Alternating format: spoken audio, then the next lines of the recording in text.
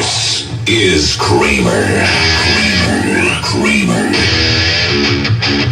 7:05. Scott Major joins us as he always does on Tuesdays and Thursdays. We get an hour to pick his legal mind. 850-233-9988. 850-233-9988. Scott Major from Major Parúas and the Storm Help Team. StormHelpTeam.org on the intrawebs. Good morning, sir. How you doing today, pal? I am hanging right on in there, my friend. What's the latest in the fascinating life of Scott Major? Just conquering worlds each day. Well, it takes it takes a monster of a man to do that, and you absolutely have you done any tennis exhibitions lately? I did. I played one on Saturday. Always good to entertain the fans. It's not like Sylvester Stallone that gets $1,000 for every photograph he took. I don't know if you saw that in the news. Every time he takes a photograph, they give him $1,000. That's pretty expensive. Who gives him $1,000?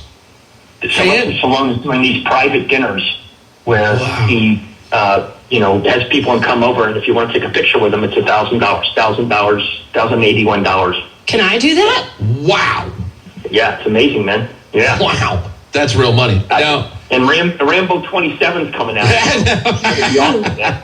I can't wait for it. That guy's going to do like Rambo 90. I guess just don't bite the hand that feeds. And if that him and Schwarzenegger. I mean, if the Terminator, if that's paying the bills, yeah, just let it pay the bills. I think they should team up. I think they should do a movie with Schwarzenegger, the Terminator, and Stallone and Matt Damon, together, all in a cool, take over the world, save the universe movie. It would be Planet of the Turnbow. Wasn't Sylvester Stallone, Arnold Schwarzenegger, who else? Were they in the Expendables together? Yeah. What was it? They were in something. They all did the Expendables. Yeah. Yeah. Okay. Yeah. Expendables 1, 2, and 3. No. So Scott, what's the latest? I mean, when you were in town, we talked about a lot of different stuff. We finally did the insurance show, and in the news, if you really pay attention to the news here, about once a week you see a news story about the insurance companies, about the cost of living, about the cost of rent, just how difficult and challenging it is. And I've said it before, I'll say it again. It does not matter your financial background or your salary. You can own a house for $50,000, or you can own a house that's $1 million, and the insurance companies do not treat you any differently. Yeah, and I'll tell you that something else that is interesting also. It's not just the individuals, homeowners or condos that aren't being paid. There are also roofing contractors, general contractors, restoration companies. There's a lot of individuals that, and entities that aren't being paid. So you're not alone. The whole key, as we continue to say, is to make sure that if you have not gotten a lawyer involved by now, that you really need to, that it is extremely important that you, file suit if they're not going to pay, or to file a state-based complaint if they're not going to pay, or at least have a lawyer reach out to a desk level adjuster and find out what is the reason or the source of the delay. Why aren't you paying me? Just explain to me what the reason is so I understand. Is it a particular provision in the policy that limits the insurance? Have I failed to do something?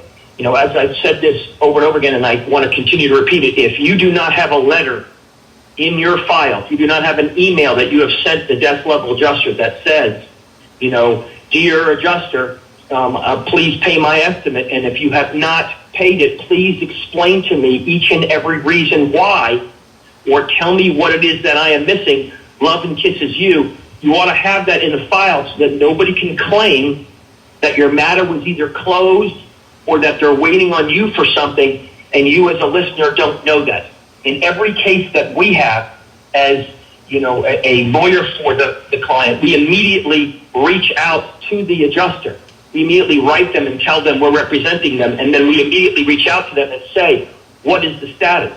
Sometimes they will say, we want to go back out and re-inspect because we have a new inspector now, or because you have supplied a supplemental estimate or a better estimate or a more detailed estimate. But either way, we're breathing down the neck of month 9. We have a new storm season coming. We have provisions and policies that tend to suggest that, you might not be covered under one policy if it was caused by another policy. It's really, really important for all the listeners out there to make sure they've documented not only these things, but they've written to the insurance company and said, we have an upcoming storm.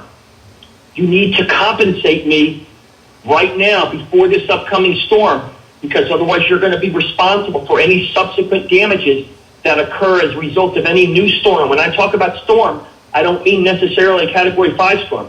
It can be any one of the bad rainstorms we've had. It could be any type of flood. It can be any kind of event that continues to exacerbate or create more problems for your property. And it's important for you to document that so they don't blame it on something else. For example, people who have ALE or additional living expenses under Coverage D, that only lasts a certain amount of time. You don't want to have delays in your contractors in completing jobs. So you want to make sure you're staying on top of your contractors and you're doing the same letter writing campaign to them saying, you promised to finish my job within the next days. You have not finished it. Please write to me and explain to me the reasons why. And this way, if you have to end up terminating them because they're not performing, you have good grounds to do so. Sometimes the vendors need a little push too. At the same time, I'm getting just as many calls from vendors as I am from public adjusters or from individuals who are not able to get their clients' money. So it's important to continue to push forward. But if you haven't gotten a lawyer now, I just can't emphasize enough how important it is to at least have somebody look at your case. And if you have a lawyer and you're still not happy, you can pick up a phone. It doesn't cost you anything. Dial the 844-800-LAWS number. Say, here's my situation. What do you think? What do you think about this? We don't bash other lawyers. We'll say, hey, tell your lawyer to do this. Tell your lawyer to do that. All we care about is empowering you, all of you, to be able to get your money the fastest, to get your lives back, to get moving forward, and in what has turned out to be a nightmare within a nightmare. Can I ask you a question about the earlier part of that particular answer that you gave? Why would a person not know that they need to provide something for an insurance company? Is it because the insurance company is not correctly telling them what they need, or is it that the homeowner is just saying, how do the lines get crossed on that? Sure. So there's a number of ways. Sometimes the insurance company will write you a letter, and they do this in every case. They'll at least write you an initial letter saying, we've opened your claim. And a lot of times they write a letter called a reservation of rights letter. What that letter is, or an ROR letter, if you want to be cool at the cocktail parties, okay? And that ROR letter, it says, hey, we're the insurance company, we're opening a claim, but we're reserving our rights to deny coverage. And you ought to look at your policy and make sure you're complying with all your policy requirements, such as the duty to mitigate, to take affirmative steps, filing a proof of loss, other types of things. And if you don't do that, if you don't read that letter, you don't understand it. Or if you give that letter to somebody else who's representing you, pay attention to that letter. Then what happens is you're not going to be able to proceed forward and do anything, in a meaningful way, because you're thinking that your claim is processing, but it's not processing. So it's super important when you're handling these types of claims to make sure that you have all the correspondence from the insurance company to see whether or not they've asked you to do something. Secondly, if you're unsure about whether or not something needs to be done, and you write the letter, it just clarifies it.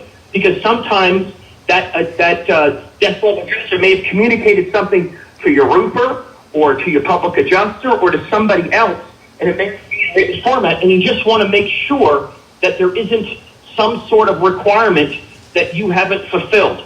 And the last thing you can do is, if you are not represented by anybody, you can call up your death level adjuster, or you can have your agent do that and say, what is the status of my claim? or you can write a letter. What is the status of my claim? Please explain to me what's needed. Any one of those items help you to clarify in case the insurance company has sent you correspondence, which they often do that you don't pay attention to, or claims they sent correspondence, and it may have requirements in there that you need to fulfill. So you just need to pay attention to that. But more times than not, you and I spoke about this many months ago when we saw that, statistics coming out that 80% of the claims were resolved and 90% of the claims were resolved. And you and I were, saying, well, how's that possible? And it was because, they opened a claim and then asked for some information and nobody gave it to them, or they gave $4,000 and closed the claim, and the person thought the claim was still going on, but in reality it wasn't. Be mindful, if you're a listener, don't take less than you deserve. Don't ask for more than you deserve, but don't take less than you deserve. Just because they offer $12,000 on your roof that cost you $18,000 to repair, don't fail to ask for all 18. And like you and I have spoken about, I will take a cause of action, or I will take a claim that's $100. It doesn't matter what the amount is if you're not being fully paid. I will not take a claim. I repeat, I will not take a claim that is not meritorious. I will not take a claim when there's no coverage. I will not take a claim to fabricate anything. I won't do that. However, you are entitled to all of the money under your insurance policy, and you ought to make sure that you got all that money. And sometimes certain things are covered under different things. Let me just make a statement about that. So sometimes you get an estimate back, and sometimes they can exhaust all of one of your coverages, and all of the items aren't really in that particular coverage. So, for example, somebody pays you $27,000 for contents, and yet some of those contents, they're paying for your ALE under coverage D. You have to make sure that the payments that are being made to you are corresponding to the right coverage, so you maximize it. Don't exhaust a particular lesser coverage under the guise of you're not getting enough money to cover your bills. So it's very important, because sometimes that's done because there's a mistake. Sometimes it's done because people who put together estimates clump things together. There's lots of reasons why you can have these kinds of potential problems, and then you think you're fully paid and you're not. So you just need to really be savvy about this. Scott Major, phone's coming, 850-233-9988. 721, Scott Major from Major Parúas and the Storm Health team with us. Phones are open, 850-233-9988, 850-233-9988. You can hop on the air and get free legal advice from Scott Major. Tom, welcome in. Yes. I just wanted to make a comment. In addition to all the issues and problems in rebuilding a house, the amount of tools stolen from my home is unbelievable. The theft, the thieves know quality. They stole almost all of my DeWalt tools. I just wanted to make a comment that if you're having people over your house working, lock up your tools. I had no way of locking them up. I guess I could have put a lot of them in my car. But anyway, it's a sad thing when you're down trying to rebuild a house and people stealing from you. It's a bad situation. Now, Go ahead. Let me just make a comment about that. You have inside your insurance policy a theft provision that will cover the theft of those products. So make sure that you make a claim, that you itemize those DeWalt tools and the other stuff that you've taken, and report it to the insurance company, because you will be covered for the loss of those tools. And it's important for all the listeners, because we've had situations where restoration and other companies go into sites and then they cut out things and destroy things, and then all kinds of personal items are missing. So make sure you go ahead and report to your insurance company that those items have been taken, itemize them, and you'll get a recovery under the theft provision of your insurance policy. Thank you very much. Sure. Have a great day, and call us if you have any problems. Thank you. And by the way, the phone number to get in contact with Scott Major, Brian Parúas, 844-800-LAWS, 844-800-LAWS. After talking to you over many months, I should have learned something, that there's basically nothing that can't be covered. That's true, and I think it's important for people to understand, as we talk about insurance going forward, that you need to think about what things cost you to either replace or repair, and pay attention to those items and make sure that those items are covered. I mean, if you have a TV, or you have a laptop computer, or you have some tools, or you have a motorcycle, or whatever it is that you have within your home structure or adjoining your home structure, you should make sure that they're covered. And if they're not, you should make sure, as we talked about before, that you sit down with your agent, you say, here's the list of every single item in my house. It's 4,162 items long. I want you to write me and tell me that every one of these items are covered, or I want you to circle every one that's not covered so that I can get them covered. Tell me which ones are and what the cost is. Now, some things won't be covered because, let's say, your car. So your car would be covered under your auto insurance. Okay, so fine, what's next? And you go through and you'd be surprised at, if you go through a particular itemized list, what's covered and what's not, or what your particular policy covers. So you and I spoke about, sometimes you have a fence, it's not covered because it's detached, or it's not covered because it's not detached. You just need to know that. I need to know if I have a fence, what's covered? Is my driveway covered? Is my pavers covered? You know, is my fence covered? You know, are all of my windows covered? And if they're not impact windows, do I need to get code upgrade insurance? If I have brand new impact windows, I probably don't need what's called lawn and ordinance coverage, and I can save myself money.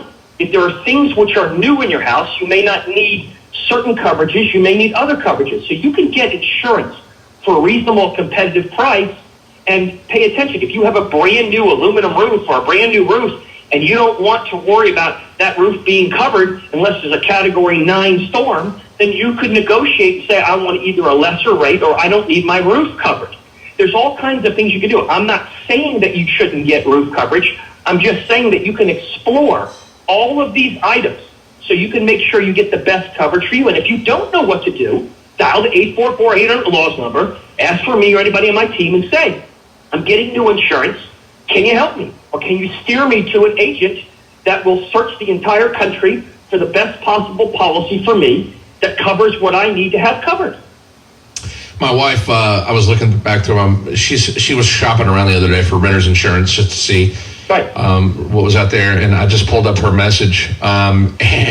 This is for full rental coverage, and I don't know what company, but it's $380 annual cost. So it's a monthly cost of $26.76. Are you kidding me?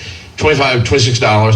But I think what you just said is pretty.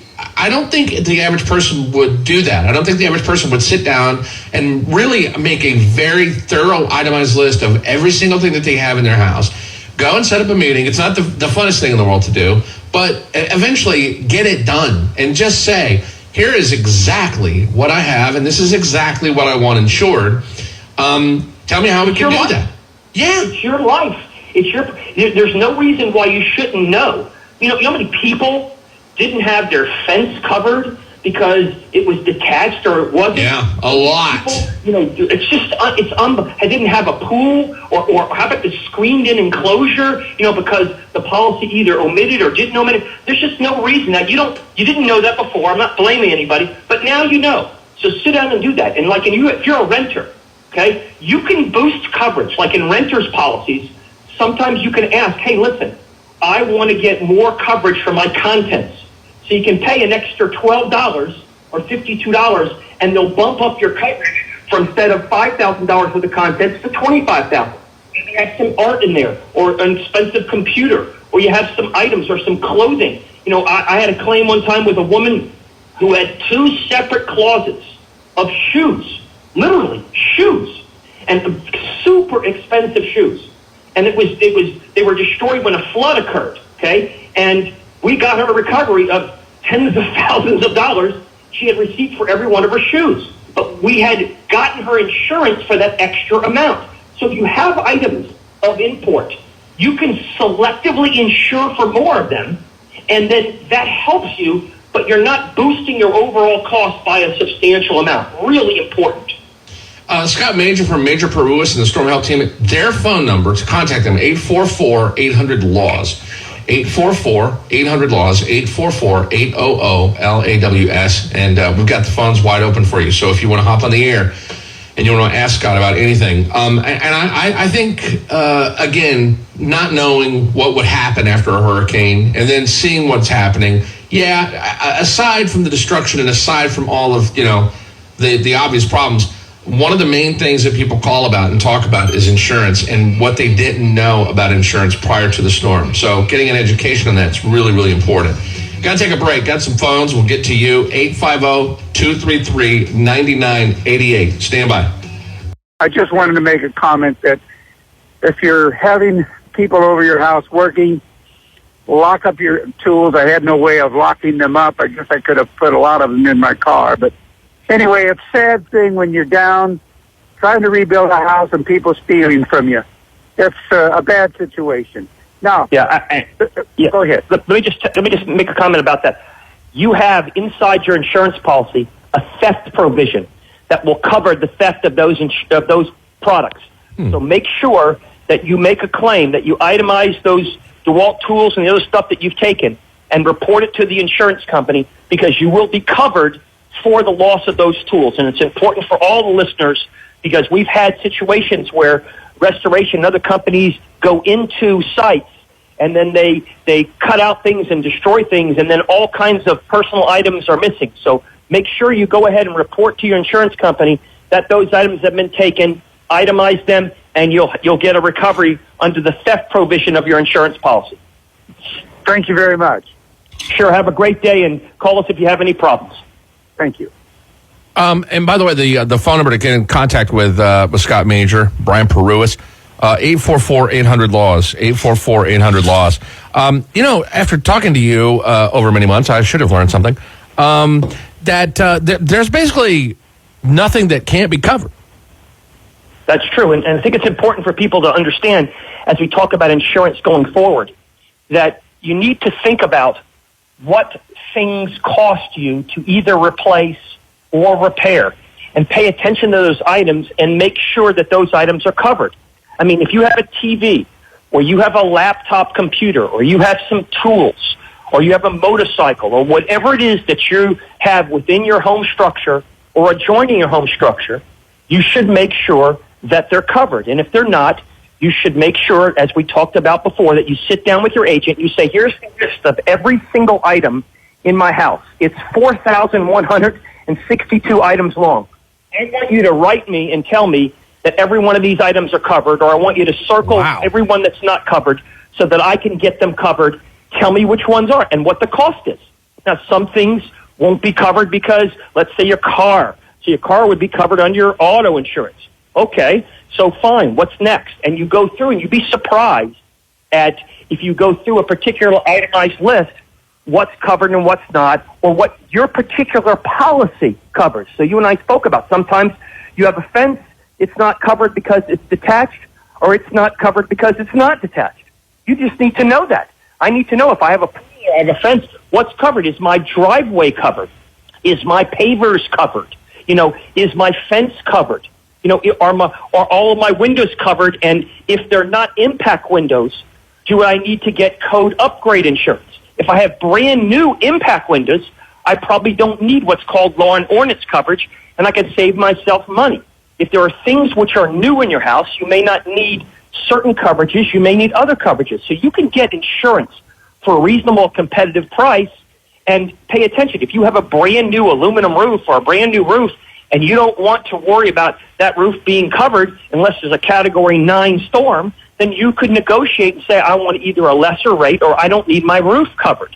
There's all kinds of things you can do. I'm not saying that you shouldn't get roof coverage.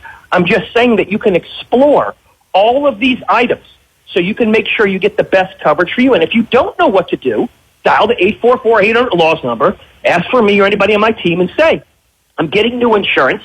Can you help me? Or can you steer me to an agent that will search the entire country for the best possible policy for me that covers what I need to have covered? My wife, I was looking back through she was shopping around the other day for renter's insurance just to see what was out there, and I just pulled up her message. This is for full rental coverage. and I don't know what company, but it's $380 annual cost. So it's a monthly cost of $26.76. Are you kidding me? $26. But I think what you just said is pretty. I don't think the average person would do that. I don't think the average person would sit down and really make a very thorough itemized list of every single thing that they have in their house. Go and set up a meeting. It's not the funnest thing in the world to do, but eventually get it done and just say, here is exactly what I have, and this is exactly what I want insured. Tell me how we can do that. Yeah. It's your life. There's no reason why you shouldn't know. You know how many people didn't have their fence covered because it was detached or it wasn't? Yeah, a lot. People, I didn't have a pool or how about the screened-in enclosure, because the policy either omitted or didn't omit it. There's just no reason that you didn't know that before. I'm not blaming anybody, but now you know. So sit down and do that. And if you're a renter, okay, you can boost coverage. Like in renters' policies, sometimes you can ask, hey, listen, I want to get more coverage for my contents. So you can pay an extra $12 or $52, and they'll bump up your coverage from instead of $5,000 worth of contents to $25,000. Maybe you have some art in there, or an expensive computer, or you have some items or some clothing. I had a claim one time with a woman who had 2 separate closets of shoes, literally shoes, and super expensive shoes.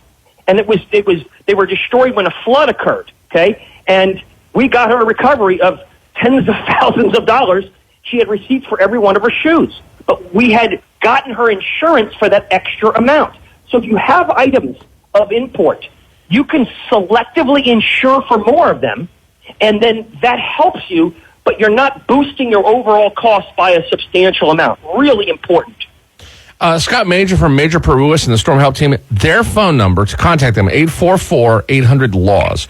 844-800-LAWS, 844-800-LAWS. And we've got the phones wide open for you. So if you want to hop on the air and you want to ask Scott about anything. I think, again, not knowing what would happen after a hurricane and then seeing what's happening, aside from the destruction and aside from all of, the obvious problems, one of the main things that people call about and talk about is insurance and what they didn't know about insurance prior to the storm. So getting an education on that is really, really important.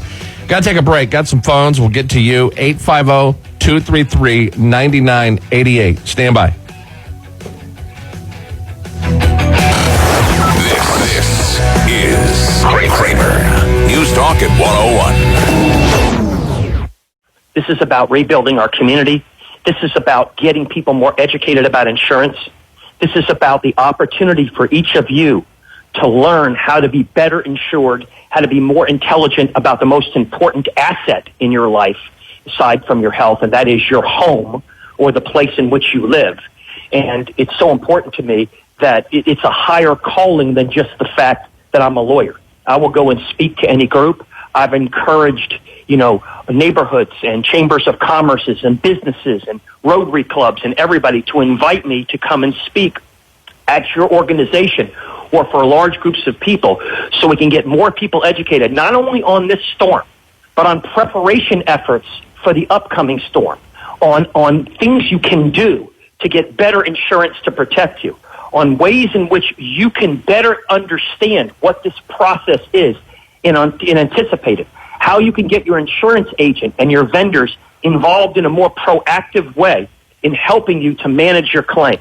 It's so important in the bigger picture of things and overall how to recover emotionally, mentally from this unbelievable problem. And as you and I spoke about in week 2 or 3, when I was telling you about the problem with the tourist industry, and I was telling you, wait till about 9 months out and find out how difficult it is in the tourist industry when all the hotels are taken by other vendors and they're jacking prices up, and it's going to be hard for tourism and the roads are going to be packed and it's going to be aggravating for people. And that has nothing to do with your situation. It has to do with the effects of the storm and how that storm, there's less restaurants open. Employees can't work places because they can't find employers can't find enough employees because there's no place to live. I mean, all of these things are an escalating kind of nightmare that is secondary to the original nightmare of the storm. And so getting more educated and understanding how to get better housing, get better infrastructure in place to respond to these things is critical. Do some phones, 850-233-9988. Jim, you're up with Scott Major. Hello, good morning. Good morning. I got just a couple of quick ones. If I'm dealing with an adjuster, public adjuster, for, say, 9 months, then I retain an attorney.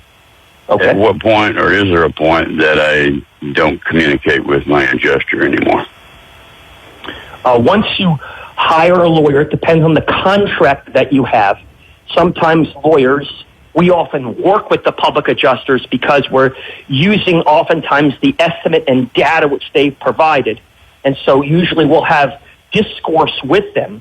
The difference is if your adjuster has not done anything and he's disconnected from your lawyer, then your lawyer would be handling the entire matter and you wouldn't be handling the adjuster at all. The most important thing is to look at the specific contract that you have, find out what the services the adjuster is supposed to perform, and whether or not their fee ends when they collect money or whether their ability to recover their 10 or more % interest continues after they retain a lawyer so that you know what your rights are. Make sense? Okay. Oh, yeah, absolutely. One real quick one, then I'll let you go. Is there a point where I see a lot of signs, we buy houses for cash. A couple of friends of mine have sold their homes. At what point do you reach a decision where you want to say, okay, I'm not going to fix this house. I just want to get out of it? Sure. The first thing you should do, every listener should do, is if you have insurance, you should absolutely get all of your insurance money first before you decide whether you're going to rebuild or not. That's critical. That is your right, and you don't want that right to go away. Second, if you're going to sell your home, it is critical that you sell your home with an assignment of those rights.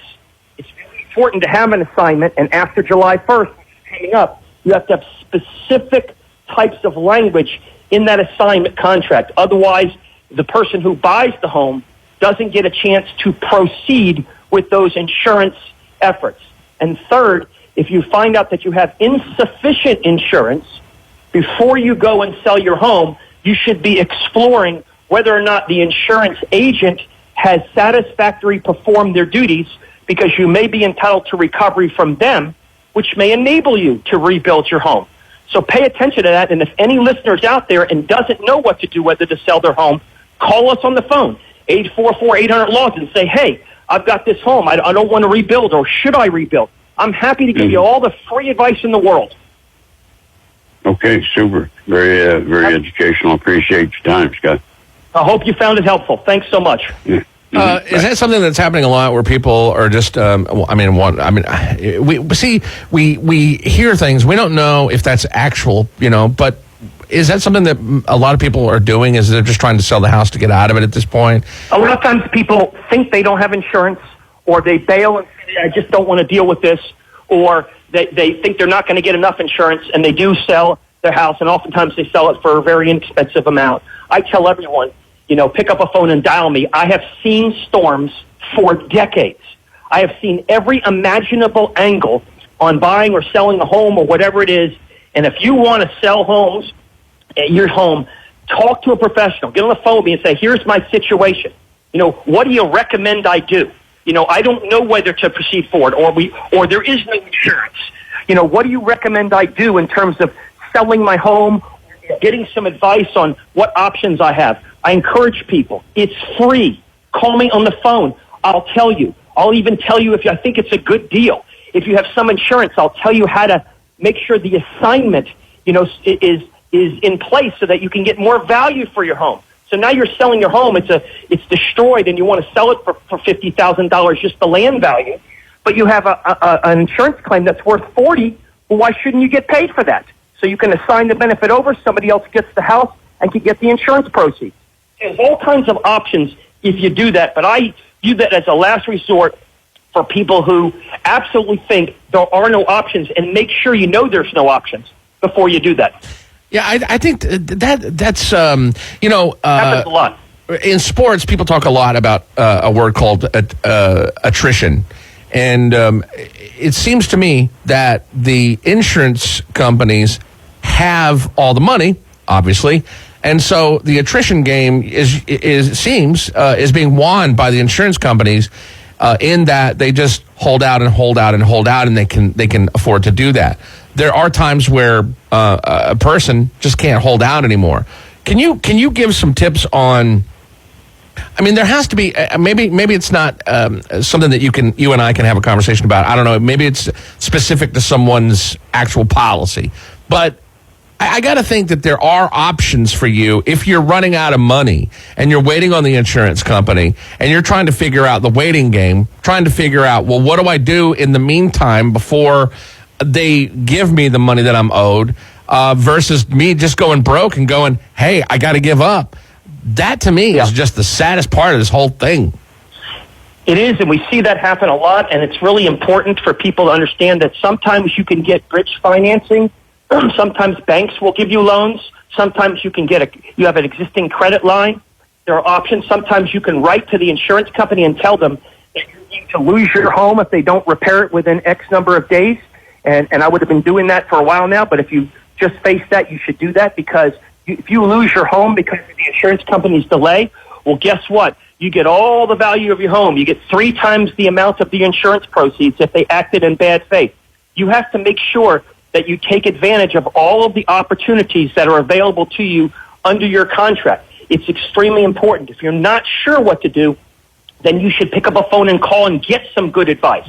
If you're talking to a particular contractor, sometimes contractors will work with you and accept what's called an assignment of benefits, and then they'll go ahead and fix your property under the guise of they'll go and get the insurance proceeds.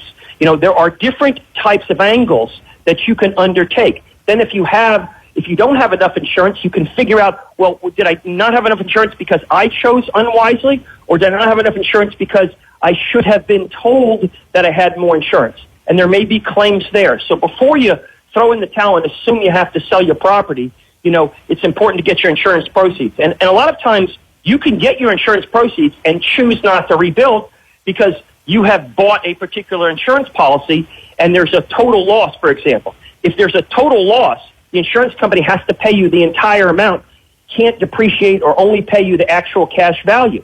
If, in fact, you choose not to rebuild, in some insurance policies, they can use a depreciation concept and pay you less than the actual policy proceeds. You also may be able to get your full policy without having to pay deductibles. So these deductibles that are so-called applicable may not be applicable because the amount of damage far exceeds the amount of the limits, and therefore your deductibles taken into account. So there's lots of different angles that can help you to recover the amount of proceeds and monies that you need, or at least to explore what your options are so you can make a good and informed decision whether or not you want to sell. And then after that, if you want to sell, well, good for you. You can sell with intelligence and comfort and know that you've done everything you should do. You know, I think there are 2 types of people in the world. Maybe there's just 2 types of people in the legal world. I'm not really sure. But I can tell you that there are people that run their mouths, and then there are people that run their mouths and back it up and take action.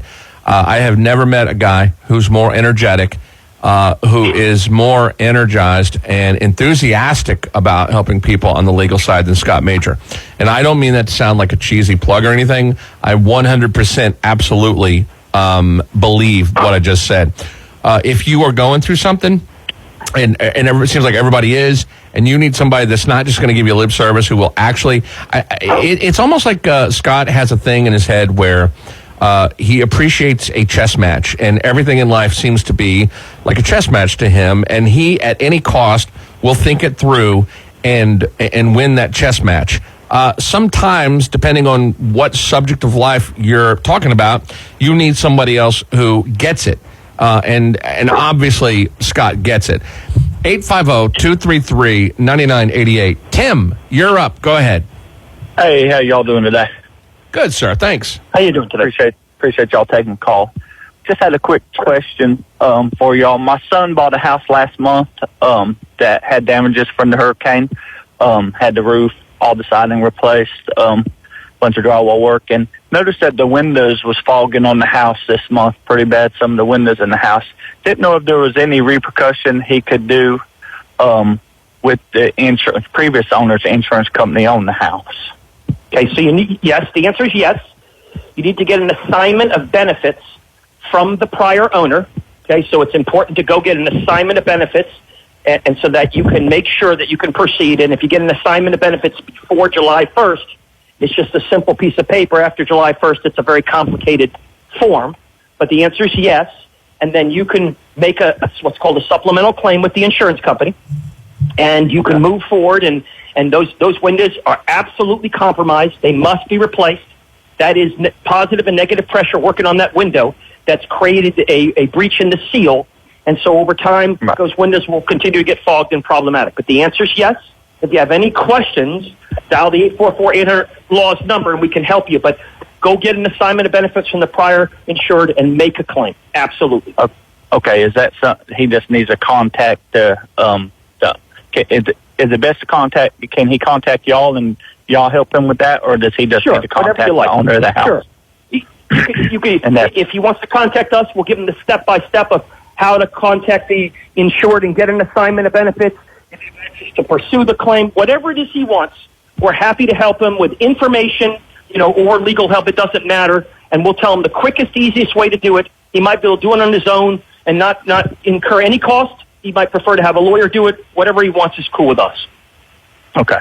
And you said 844-LAW? 844-800-LAWS. 844-800-LAWS. 844-800-LAWS. All right. Thank you very much. What's that number?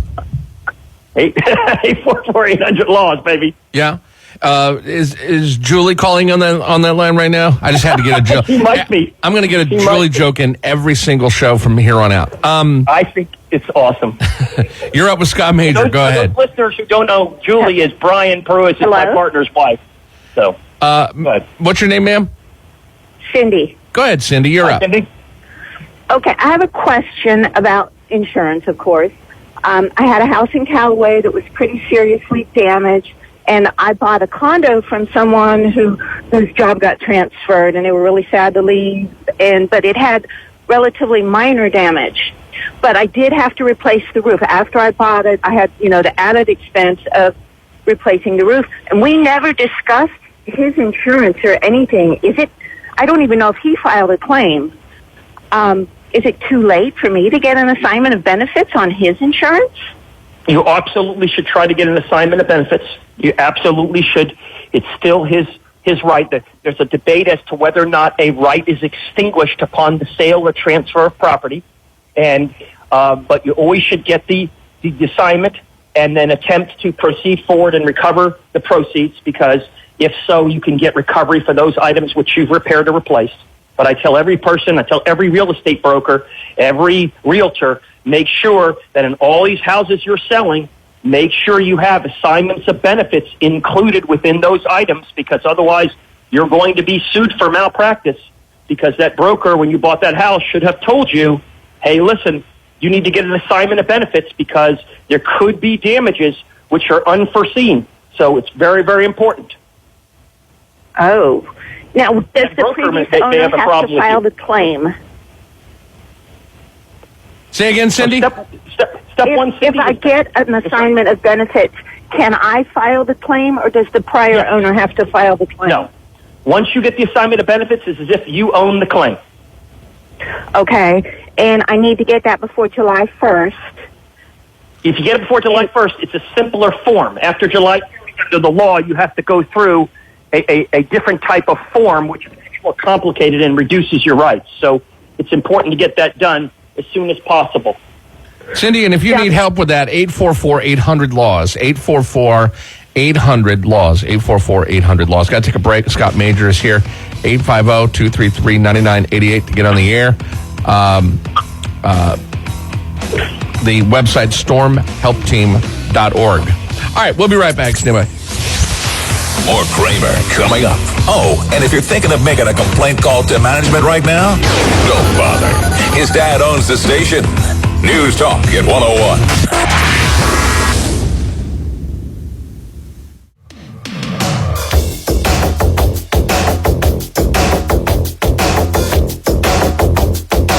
$754, Scott Major.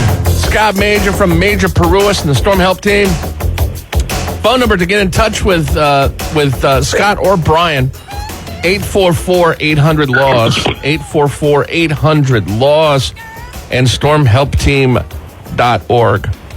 Yeah, so how long do we have? What's today? The 25th? That deadline is coming up pretty soon. How will things change? The new law starts in place July 1st. It's mostly was designed to sort of deter the crazy, vendors from coming in and doing assignment of benefits, and creating more problems for the insurance industry and other people. But it does technically apply to any assignment of benefit that occurs across the board. Today, if somebody calls you and they're going through something, how long will it take you guys to get back with someone? Well, in terms of responding to a client call or responding to the insurance company? No, responding to somebody who's listening. Because, I want everybody to know that this is not something where you're hearing this on the radio and you're going to call up and then you're going to get they're going to blow you off or give you the runaround for a month. In other words, I wanted you to make sure that you say, again, to people that you mean business and that when they call, you will call them back. Yeah, listen, if you call up the 844-800-LAWS number and somebody doesn't respond to you, immediately, then the next step is you wait an hour and you call back and you ask for Scott Major or Brian Parúas and you tell them to find me.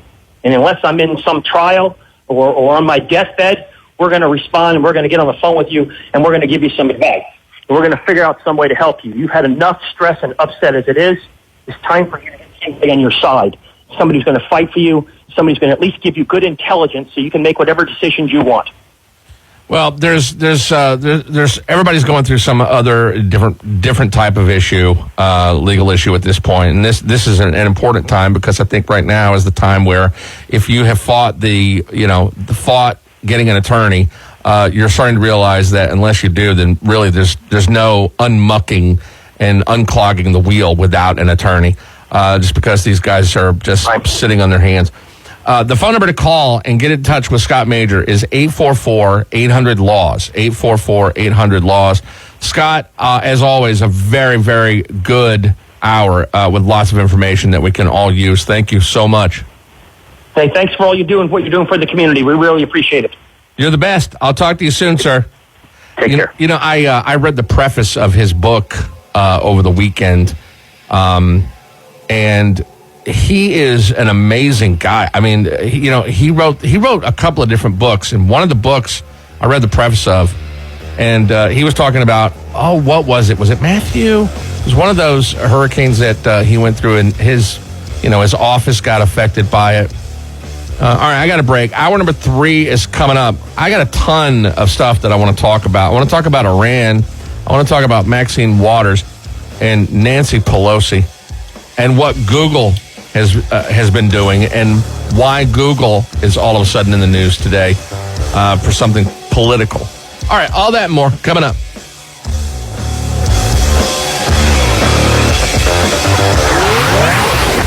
Folks, this man, he is the king. The Kramer Show will be back on NewsTalk at 101.